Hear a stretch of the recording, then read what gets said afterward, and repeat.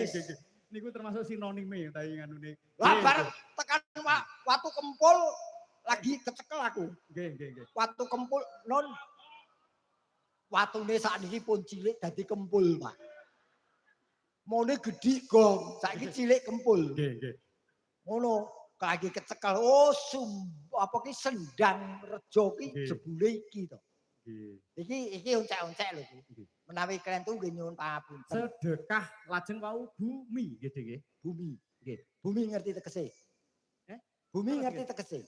Nggih. Bumi ngerti tegese. Lah nggih ngertos bawana niki to. Pijet gonku. Nika Saryono. Mbah Wono. Oh, nggih.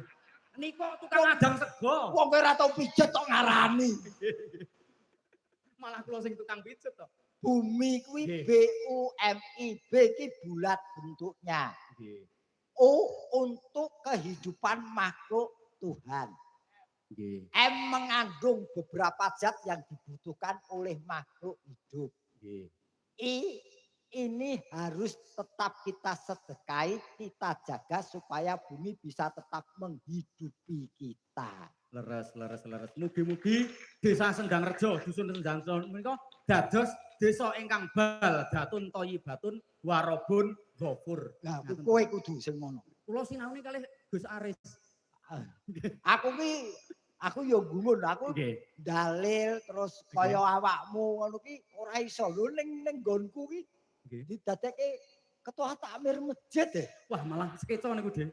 Skeco piye? Loh, lah jenengan niku malah mboten rekaos. Ning ngene, aku gelem ning babagan agama wong aku wis rumangsane nul putul. Ngaten. Aku gelem dadi takmir, ketua takmir mergo aku nyelametke kahanane masjid. Ngaten, nggih. Mergo masjid nggonku ki kaya seakan-akan dinggo sawah. Sawah tegese pripun, Pak Dik? Ya dinggo wulu pemetune seseorang. Lah akhirnya diganti masjid ki yen wis nyambut gawe ning masjid kuwi kudu nawaitune lillahi ta'ala. Nggih. Mula terus diganti aku nyelametke. Ning yen babakan agamane tak pasrahke wakilku yang notabene seorang kolonel Kodam iki Kodam Diponegoro. Lho lan jenengan pakaryane napa? Jenengan njur napa? Memanajemen masjid. Oh, jan bagian kota amal. Apa yen wis manajemen kuwi kudu duit urung karuan. Nggih. Aja ngeyel karo pensiunan to. Nggih, Pakde, mosok arep maneni karo Pakde nggih. Pensiunan kok di kinten bagian manajemen ki organisasine aku sing membenahi. Nggih. Kota amale ana dhewe. Ngoten. Heeh.